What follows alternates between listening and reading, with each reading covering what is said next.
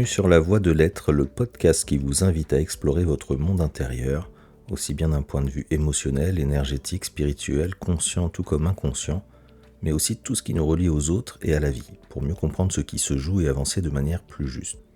Je suis Alex Béauchard et j'accompagne celles et ceux qui traversent des périodes de transition, de remise en question ou de quête de sens, et qui sentent que quelque chose en eux demande à être écouté, compris, transformé, et puis intégré dans la vie. La Voie de l'Être, c'est avant tout un espace de découverte et de compréhension intérieure, un lieu pour explorer ce qui se joue en nous, que ce soit nos émotions, nos conditionnements, nos élans de vie, nos résistances, nos relations, nos choix et tous ces passages de transformation qui jalonnent nos parcours. Ici, nous prenons le temps de comprendre avant de transformer, le temps d'éclairer avant d'agir. Alors installez-vous confortablement, laissez les mots résonner et avançons ensemble pas à pas sur cette voie.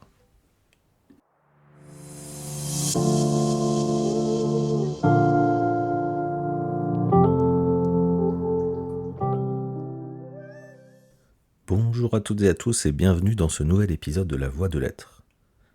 Vous est-il déjà arrivé de vous sentir en décalage dans vos relations, un petit peu comme si quelque chose coinçait sans vraiment savoir quoi, ou d'avoir l'impression de trop ressentir ou au contraire d'être souvent dans le faire, dans l'action, dans le contrôle au détriment de vous-même?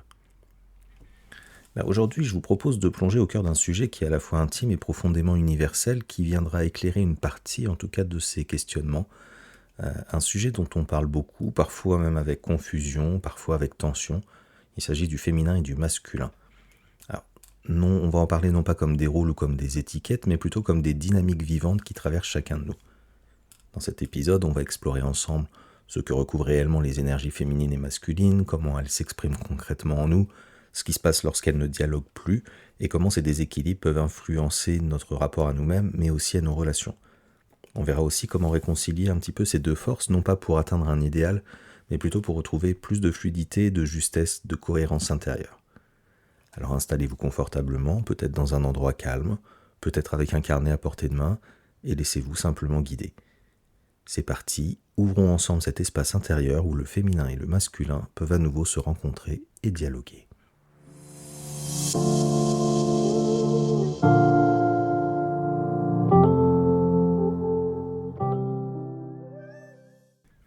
Pendant très longtemps, le féminin et le masculin ont été pensés plutôt comme des rôles bien définis, des cadres clairs, parfois rassurants, mais aussi surtout très enfermants. Chacun savait plus ou moins ce qu'il était censé faire, ce qu'il devait montrer, ou au contraire ce qu'il devait taire. Il y avait plutôt des manières correctes d'être un homme, des manières attendues d'être une femme. Même quand ces modèles faisaient souffrir, ils donnaient au moins une forme de lisibilité. Mais aujourd'hui, de plus en plus, on voit que ces cadres se fissurent, et c'est ce qui apparaît à travers ces fissures, c'est pas seulement en fait de la liberté, c'est aussi quelque part du flou, de l'inconfort et parfois même pour beaucoup de la confusion. On parle de nouvelles masculinités, de nouvelles féminités, des hommes qui ne se reconnaissent plus dans une virilité fondée uniquement sur la dureté, la performance ou le contrôle permanent, des femmes qui ne veulent plus être enfermées dans la douceur, le don de soi ou l'effacement. On le voit aussi dans l'évolution du langage avec l'apparition des formes non genrées comme par exemple le yel. Pour certains, en fait, ça va être une tentative de sortir des cadres vécus comme trop étroits ou trop rigides, et pour d'autres, ça crée une sensation de perte de repères complète, de confusion, une impression de ne plus savoir finalement comment nommer le réel. Alors peut-être que derrière ces débats, ce qui se joue avant tout, c'est une difficulté bien plus profonde, une difficulté finalement à se relier sereinement au féminin et au masculin en soi comme dans la relation. Ce moment de transition peut donner l'impression de ne plus savoir comment se positionner. Est-ce qu'il faut être plus doux, plus fort, plus affirmé, plus réceptif ? Faut-il encore simplement parler de féminin et de masculin ou est-ce qu'il faudrait s'en débarrasser complètement ? En fait, ce qui est important de comprendre, c'est que cette mutation, c'est pas un simple effet de mode. Elle vient toucher quelque chose de plus profond en nous, c'est un peu notre manière d'habiter notre identité, notre corps et nos relations. Ce que nous avons appris, ce que nous avons intégré, ce que nous avons parfois même subi, tout ça, ça se retrouve questionné, et peut-être que le malaise que l'on ressent autour du féminin et du masculin n'est pas un problème à résoudre, mais peut-être plutôt un signal à écouter, le signe que quelque chose cherche à évoluer, à se réorganiser, à s'affiner, non pas pour créer de nouveaux rôles figés, mais plutôt pour ouvrir un espace plus vivant, plus juste et plus incarné. Alors pour aller plus loin, il va être important de prendre un temps de clarification, alors pas pour enfermer ou pour classer, mais plutôt pour essayer de développer et de comprendre ce qui est souvent confondu. Parce qu'autour du masculin et du féminin, il y a beaucoup de tensions qui viennent du fait qu'on mélange plusieurs plans différents, un petit peu comme si on utilisait le même mot pour parler de réalités qui ne se situent pas du tout au même niveau. Je vais vous proposer ici une lecture en 3 plans distincts, 3 niveaux qui coexistent mais qui ne disent pas du tout la même chose. Alors, prenons le plus évident, d'abord on va parler du sexe biologique, c'est le plan du corps. Le corps avec lequel nous naissons ou que nous développons au fil de la vie, avec les caractéristiques physiques, hormonales, anatomiques, c'est le corps sexué. Ce corps qui dit si vous êtes un homme ou une femme, mais ce corps, aussi réel soit-il, il ne dit pas tout. Il dit certes comment le corps est constitué, il parle d'anatomie, mais il ne dit absolument pas comment une personne se vit intérieurement, quelle est son identité profonde. Il ne dit pas non plus comment elle se sent exister dans le monde, comment elle ressent, comment elle communique, comment elle pense.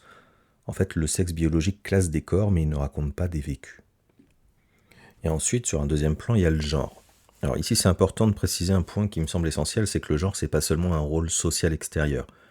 Avant tout, c'est le sexe ressenti, c'est, on pourrait dire presque le sexe psychologique, même si le mot sexe ici n'est pas vraiment approprié, puisqu'il ne s'agit pas d'un attribut physique.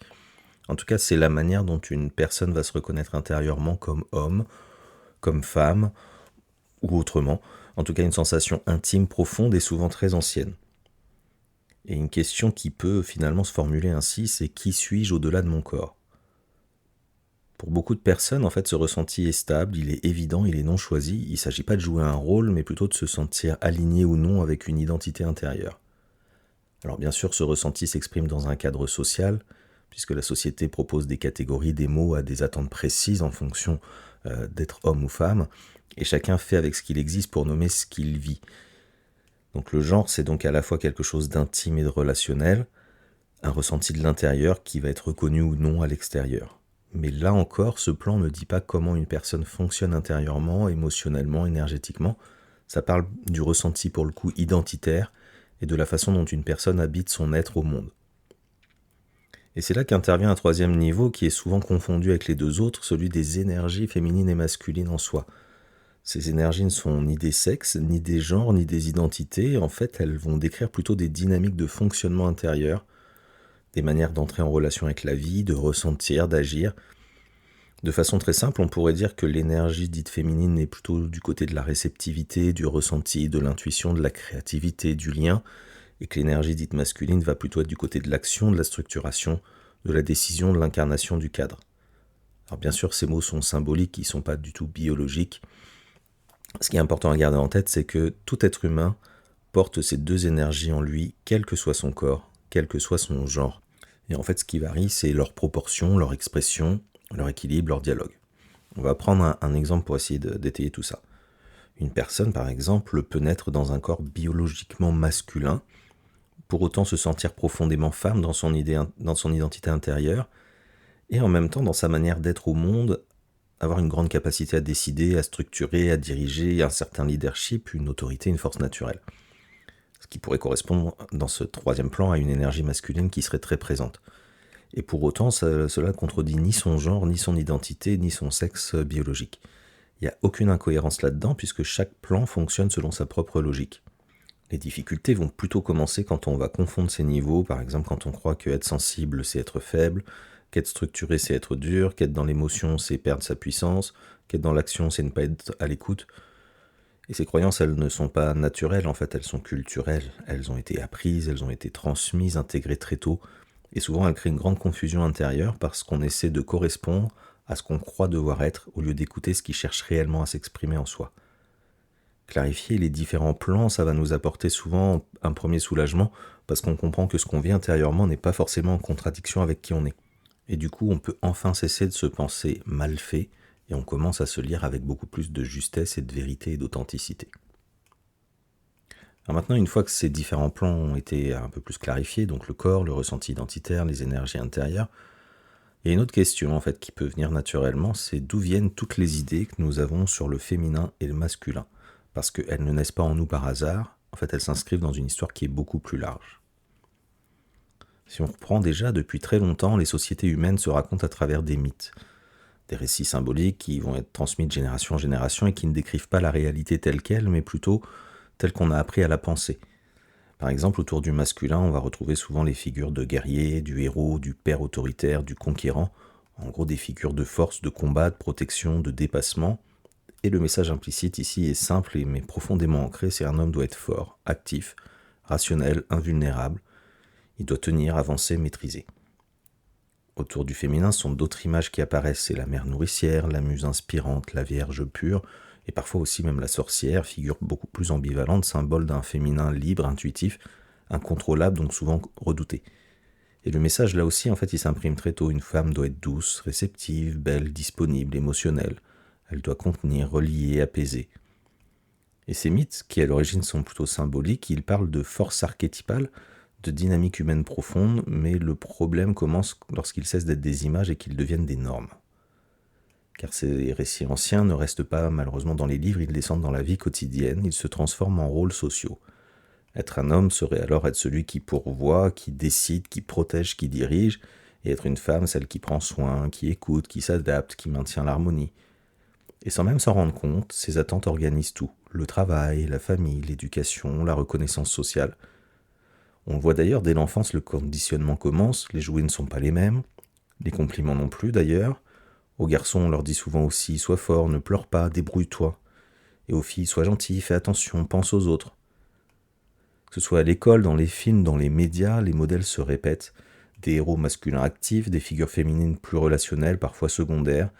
Et lorsque quelqu'un sort du cadre, eh bien la sanction n'est pas toujours explicite, mais elle existe. Moquerie, mise à l'écart, jugement, stigmatisation.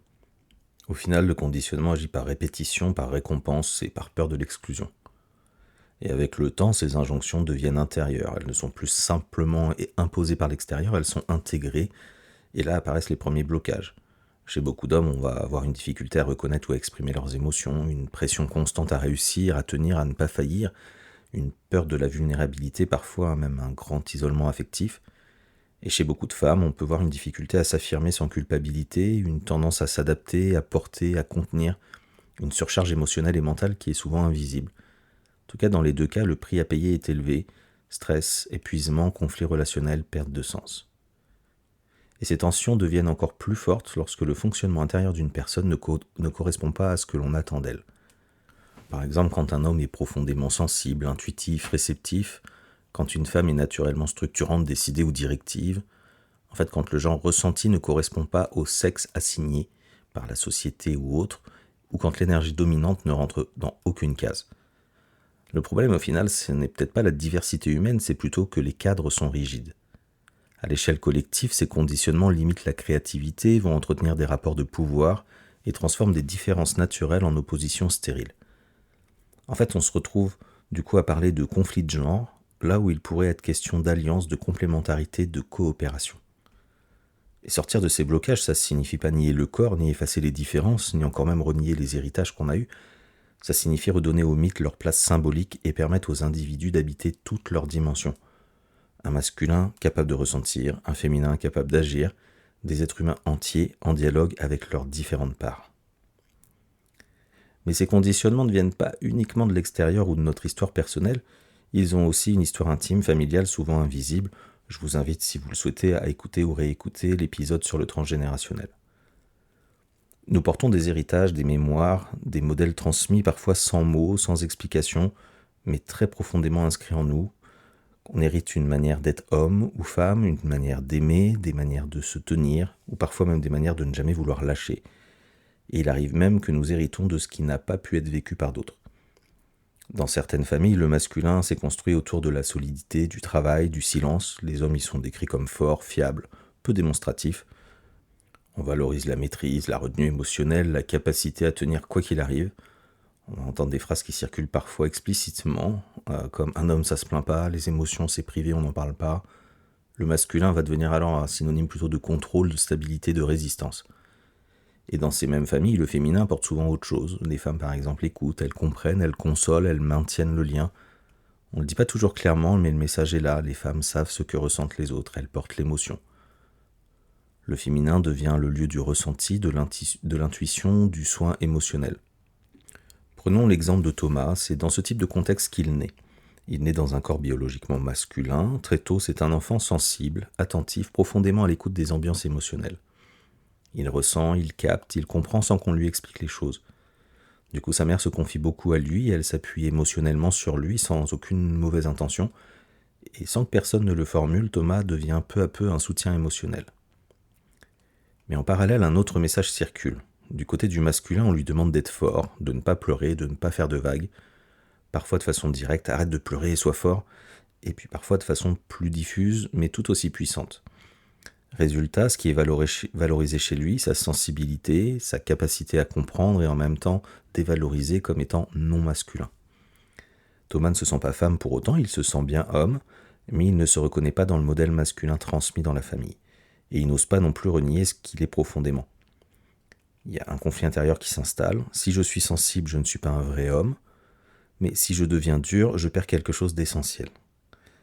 Là, on n'est pas dans une confusion de genre, c'est plutôt une confusion de rôle, de légitimité et de place. Et avec le temps, ça va avoir des conséquences, puisqu'à l'adolescence, puis à l'âge adulte, Thomas peut avoir du mal à s'affirmer, il va absorber les émotions des autres, il va éviter le conflit, il va se suradapter. Dans les relations, il devient souvent le confident, celui qui comprend, celui qui écoute. Mais du coup, il peine à poser des limites, à prendre sa place, à être reconnu dans sa force. Il incarne alors un masculin amputé de reconnaissance. Alors, quand on regarde ça à travers le prisme de l'héritage familial, quelque chose devient plus lisible. Thomas est pris finalement dans des loyautés invisibles, une loyauté au masculin de sa lignée qui dit « je dois être solide comme les hommes avant moi », et en même temps une loyauté au féminin de sa lignée qui, elle, dit « je dois porter l'émotion que les femmes portent seules ».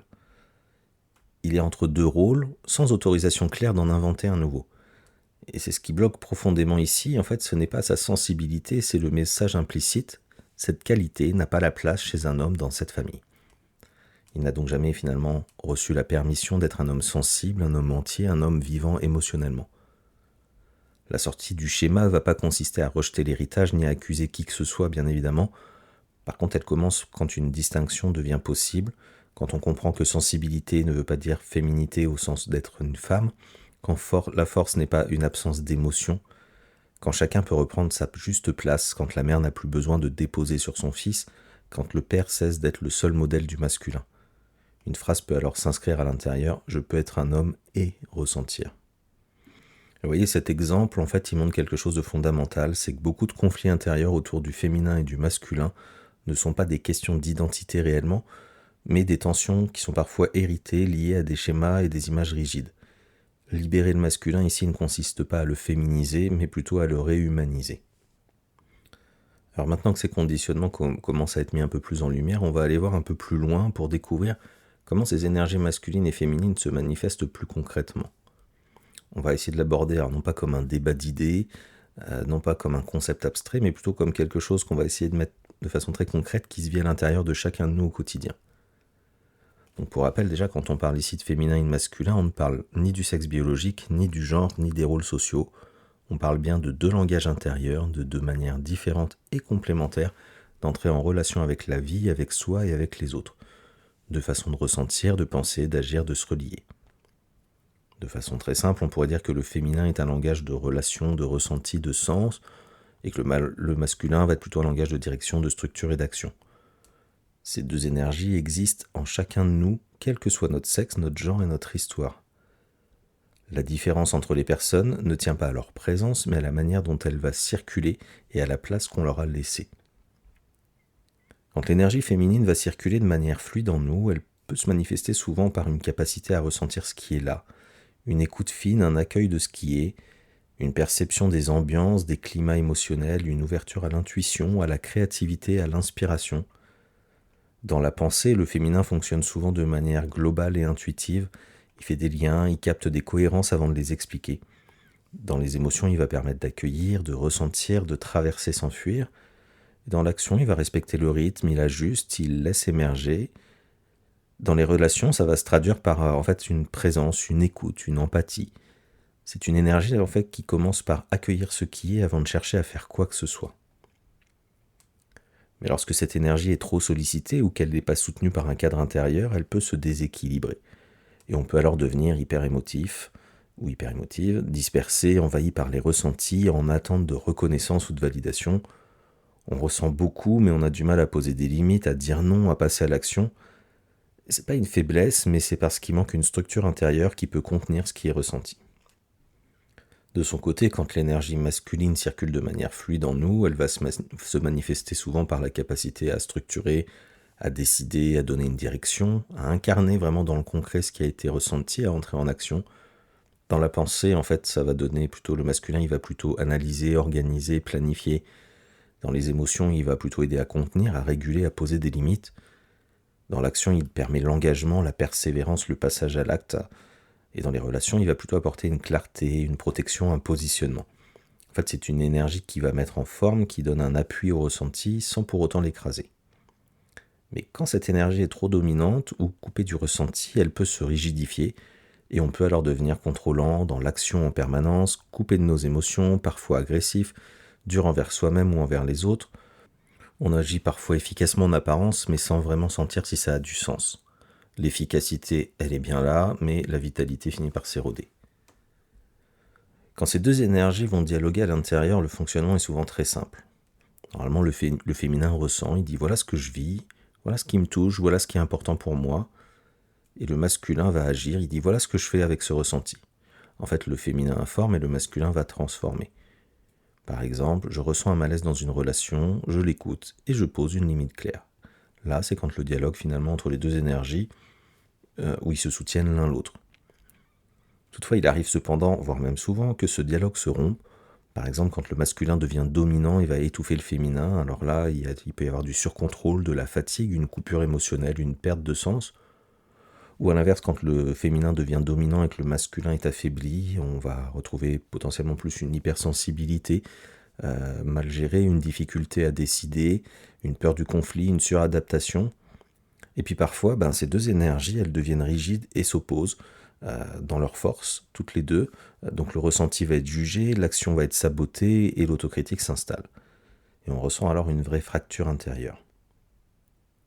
Quand ces énergies ne dialoguent plus, ça se manifeste concrètement dans le corps par des tensions, des fatigues, des somatisations, dans la vie émotionnelle par de l'anxiété, de la tristesse, de l'agitation, ou dans les relations par des incompréhensions, des conflits récurrents, des répétitions, ou encore dans la créativité, l'élan total avec une perte d'inspiration, un épuisement. Le symptôme en lui-même n'est pas une erreur, il est souvent une tentative de rééquilibrage. Et ce qui est important de retenir ici, c'est que le problème n'est ni le féminin ni le masculin, le problème apparaît quand il ne s'écoute plus. Donc maintenant, vous voyez, on commence à un peu mieux comprendre ce qu'est le féminin et le masculin à l'intérieur de nous, leur langage, leur déséquilibre possible, et tout naturellement, on se demande, ok, mais concrètement, comment est-ce que tout ça, ça se manifeste dans ma vie? Parce que le féminin et le masculin ne restent jamais longtemps au niveau des idées, ils s'expriment toujours quelque part, que ce soit dans nos relations, dans notre façon de travailler, dans nos réactions, dans notre corps, et souvent ce sont justement ces manifestations-là qui nous font souffrir sans qu'on sache vraiment pourquoi. Si on prend le couple, par exemple, dans la relation amoureuse, la dynamique féminin-masculin est particulièrement visible. On va prendre une situation très simple, peut-être dans laquelle vous allez vous reconnaître. Une personne rentre chez elle, fatiguée, tendue, elle commence à parler de sa journée, de ce qu'elle a ressenti, de ce qui l'a touché, blessé, agacé. En fait, elle parle depuis un espace de ressenti et elle cherche surtout à être entendue. Et en face, l'autre répond presque immédiatement par tu devrais faire comme ci, ou la prochaine fois, fais plutôt ça, c'est pas si grave, trouve une solution. Et à cet instant précis, la personne n'a pas tort, mais chacun parle un langage différent. L'un parle depuis le féminin, le vécu, l'émotion, la résonance, et l'autre répond depuis le masculin, l'action, la solution, l'efficacité. Et très vite, finalement, le dialogue se transforme en incompréhension, parce que l'un ne se sent pas écouté et l'autre se sent impuissant ou inutile. Ici, le problème, c'est pas un manque d'amour, c'est souvent un problème de traduction intérieure. Et ces déséquilibres peuvent aussi s'installer dans la durée. Par exemple, une personne qui devient celle qui ressent, qui apporte l'émotion du couple, et l'autre qui va être plutôt celle qui décide, qui structure, qui tranche. Et à force, la première personne peut se sentir envahie, fatiguée, dépendante, tandis que la seconde peut se sentir sous pression rigide, coupée d'elle-même. Et chacun peut finir par reprocher à l'autre ce qu'il ne s'autorise plus en lui-même. Ces mêmes dynamiques vont se rejouer très clairement dans la vie professionnelle également. Certaines personnes vont fonctionner beaucoup plus dans l'action, objectif, résultat, efficacité, décision rapide. Extérieurement, tout semble aller bien, mais intérieurement, il y a quelque chose qui peut s'éteindre, comme la motivation, le sens, l'élan. Et à l'inverse, d'autres personnes vont déborder d'idées, de créativité, d'intuition, de projets, mais ont du mal à poser un cadre, à décider ou à aller jusqu'au bout. Dans les deux cas, c'est pas un manque de compétences, c'est souvent un déséquilibre entre le ressenti et l'incarnation. Et quand ces deux profils se rencontrent dans une équipe, les tensions peuvent vite apparaître. Les uns vont trouver que les autres sont trop flous, trop bordéliques, et les autres vont trouver que les autres sont trop durs. Chacun en fait parle depuis son énergie dominante sans toujours entendre celle de l'autre. Mais il y a un espace dans lequel le déséquilibre se manifeste sans filtre. C'est le corps, parce que lui ne triche pas. Quand le masculin va être sursollicité, on peut retrouver des tensions dans la nuque ou les épaules, une fatigue chronique, une difficulté à lâcher prise, une hypervigilance, un hypercontrôle. Et quand le féminin, lui, est débordé, il y a une sensation de surcharge émotionnelle, une fatigue diffuse qui n'est pas vraiment la même. Voilà, et une difficulté à poser des limites aussi, un trouble lié au stress ou à l'anxiété. Le corps va devenir le messager, il va signaler qu'une énergie a pris toute la place et que l'autre cherche à revenir. Et cette dynamique ne concerne pas que les couples amoureux, puisqu'on les retrouve aussi dans les relations amicales, dans la parentalité, dans les relations hiérarchiques. Par exemple, celui ou celle qui écoute toujours mais qui ne demande jamais, ou celui ou celle qui décide toujours mais qui ne se dépose jamais, et qui ne dépose jamais toutes ses difficultés à l'autre. Et à long terme, ça va créer des déséquilibres, des frustrations silencieuses, des tensions qui semblent parfois surgir sans raison. Sauf que la vraie raison, elle est souvent là, le féminin et le masculin ne dialoguent plus vraiment. Donc ce qui est important ici, c'est pas de chercher à savoir qui est trop féminin ou trop masculin. La vraie question, ce serait plutôt quelle énergie est très sollicitée en moi en ce moment, laquelle est mise de côté, et comment ça se projette dans mes relations. Et prendre conscience de ça ne va pas tout résoudre immédiatement, mais ça peut changer profondément le regard. Parce qu'on va cesser de se juger, on va cesser de juger l'autre, et on va pouvoir commencer à comprendre ce qui cherche à se rééquilibrer. Parce que si ces dynamiques se rejouent autant dans nos relations, si elles créent autant de tensions, d'attirance, de répétition, c'est peut-être pas seulement une question de communication ou de compatibilité. C'est peut-être aussi parce que, avant de rencontrer l'autre, on porte déjà en nous un couple intérieur. Indépendamment de notre sexe biologique, indépendamment de notre genre, on porte tous en nous, comme on l'a déjà vu, deux grandes forces de fonctionnement. Un féminin intérieur qui perçoit, ressent, capte les nuances, écoute les signaux du corps, et du cœur aussi, qui donne du sens, qui inspire, et un masculin intérieur qui décide, qui structure, qui agit, qui pose un cadre, qui tranche, qui incarne dans le concret ce qui a été ressenti. On peut les voir comme deux partenaires intérieurs, deux manières complémentaires d'entrer en relation avec la vie. Quand ce couple intérieur dialogue, quelque chose circule beaucoup plus librement, on peut se ressentir sans se perdre, on peut agir sans se couper de soi, on peut écouter sans s'effacer, on peut poser des limites sans durcir. Et il y a une sensation de cohérence intérieure, de justesse, même si tout n'est pas toujours simple. Mais lorsque le dialogue intérieur est rompu, l'un des deux prend souvent toute la place, ou en tout cas une place importante. Soit le ressenti va être très présent, mais il ne débouche sur rien de concret, on sent beaucoup, mais on n'arrive pas à décider, à poser un cadre, à passer à l'action. Soit l'action va dominer, mais elle est coupée du ressenti, on agit, on avance, on décide, mais quelque chose sonne creux, le sens se perd. Et dans ces moments-là, le couple intérieur se déséquilibre, parfois se chamaille. Et très souvent, ce qu'on peut voir, c'est que le couple extérieur, en tout cas les relations extérieures, commencent à porter la charge de ce qui ne circule plus à l'intérieur de nous. Dans beaucoup de relations, on attend inconsciemment de l'autre ce que l'on ne s'autorise pas encore à vivre en soi. Par exemple, on attend que l'autre rassure, sécurise, contienne quand notre masculin intérieur peine à poser un cadre, ou encore on attend que l'autre écoute, ressente, comprenne quand notre féminin intérieur a été mis de côté. Et plus cette attente est inconsciente, plus elle devient lourde à porter. Et l'autre, le ressentant, devient alors trop distant ou trop envahissant, trop froid, trop émotif. Au final, ce trop parle souvent et avant tout d'un déséquilibre intérieur projeté à l'extérieur. On pourrait dire que par exemple le couple intérieur c'est la source et que le couple extérieur est le miroir. Et quand la source est déséquilibrée, le miroir va se fissurer, non pas pour punir, mais pour montrer ce qui demande à être regardé. Donc à ce stade, on comprend une chose qui est déjà intéressante, c'est que quand deux personnes se rencontrent, ce ne sont jamais seulement deux individus. Ce sont deux couples intérieurs qui se rencontrent, ce n'est jamais simplement moi qui rencontre l'autre. Ce qui se rencontre en réalité, ce sont deux histoires, deux équilibres intérieurs, deux dialogues féminin-masculin. Et comprendre ça, ça peut changer profondément la manière dont on lit les relations.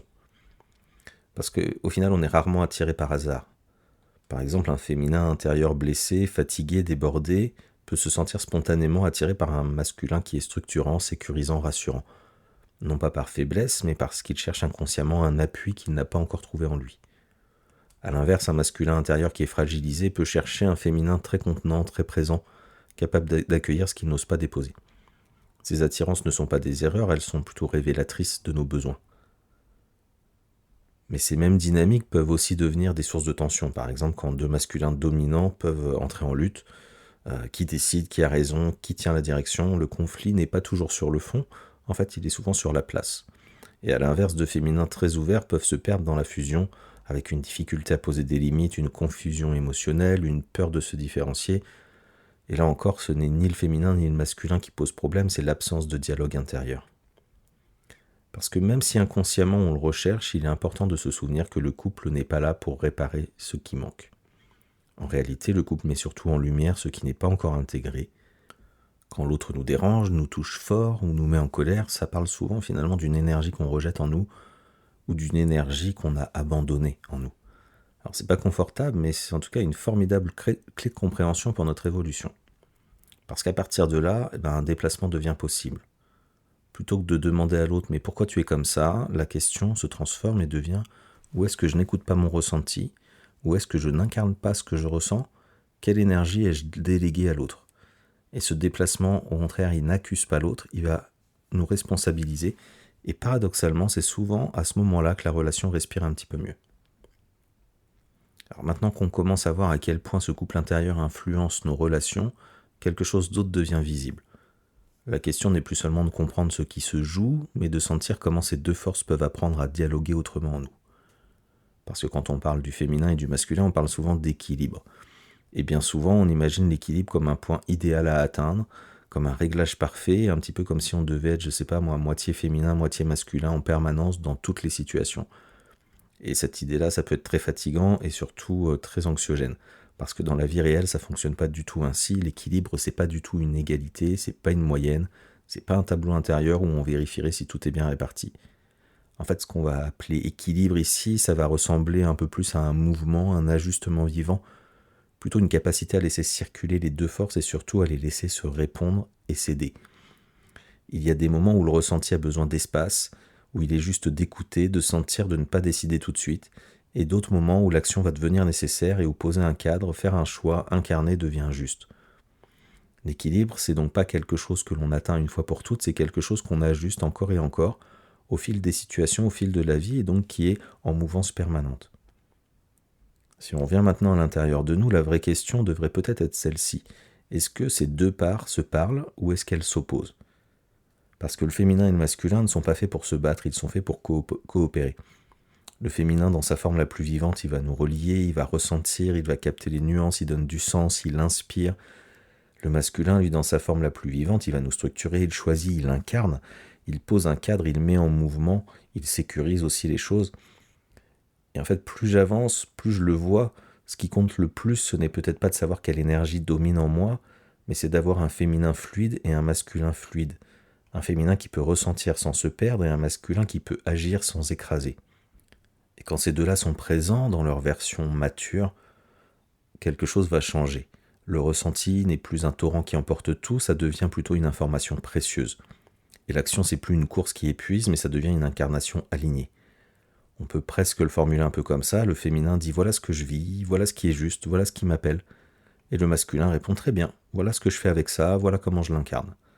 En gros, le féminin informe, le masculin transforme. Sans le féminin, le masculin agit sans boussole, et sans masculin, le féminin ressent sans appui. On pourrait presque parler d'une danse entre les deux. Dans une danse vivante, parfois l'un guide l'autre, parfois l'autre inspire, parfois on avance, parfois on ralentit, parfois on écoute, parfois on décide. Ce qui compte, ce n'est pas qui mène la danse, c'est que le mouvement reste fluide. Quand l'un cherche à dominer l'autre, la danse devient forcément un rapport de force. Et quand l'un disparaît, la danse s'effondre. Et c'est souvent là qu'on souffre, quand on ne danse plus avec soi-même, quand on se coupe d'une part de son humanité pour correspondre à une image. Un piège fréquent consiste à vouloir corriger une polarité, de se dire « non, j'ai trop de féminin, il faut que je me durcisse » ou alors « j'ai trop de masculin, il faut que je devienne plus doux ». Et souvent, c'est pas une énergie qui est en trop, c'est l'autre qui est absente. On ne manque pas de féminin, on manque peut-être de cadre, on ne manque pas de masculin, on manque peut-être d'écoute. Et écoutez ça change tout parce que la transformation ne consiste pas à supprimer une énergie, elle consiste à lui redonner sa juste place. Et c'est là que je trouve que ça devient intéressant parce qu'une relation, c'est pas seulement deux personnes qui s'aiment, c'est aussi deux couples intérieurs qui essaient de danser ensemble. Et quand je commence à faire dialoguer mon féminin et mon masculin en moi, je ne rencontre plus l'autre de la même manière. Parce que je ne viens plus chercher chez l'autre ce que je refuse en moi, je ne viens plus compenser, je viens rencontrer. Et la relation du coup peut changer d'énergie, elle devient moins un lieu où on tente de réparer, et davantage un lieu où on peut se soutenir, se révéler, se choisir sans se perdre.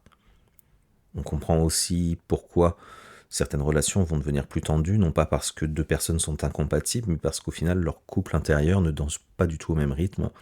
Et inversement, on comprend pourquoi certaines rencontres peuvent être profondément nourrissantes quand le dialogue intérieur de chacun permet une rencontre beaucoup plus libre. Au final, ce qu'on vit aujourd'hui collectivement, ce n'est peut-être pas une crise du féminin ou du masculin, mais peut-être simplement une réorganisation. Il existe des masculinités multiples, des hommes qui cherchent à ressentir sans s'effondrer, à être présents sans dominer, à s'engager sans s'écraser, des féminités multiples aussi, des femmes qui cherchent à s'affirmer sans se durcir, à recevoir sans culpabiliser, à poser des limites sans se fermer. Et ces mouvements sont parfois maladroits, parfois désorientés, mais en tout cas ils sont profondément vivants. Et peut-être que l'enjeu aujourd'hui, c'est rien d'autre que ça, retrouver une humanité plus complète, où le féminin et le masculin cessent d'être des cases à remplir, pour redevenir plutôt des forces vivantes capables de coopérer à l'intérieur de nous et dans nos relations.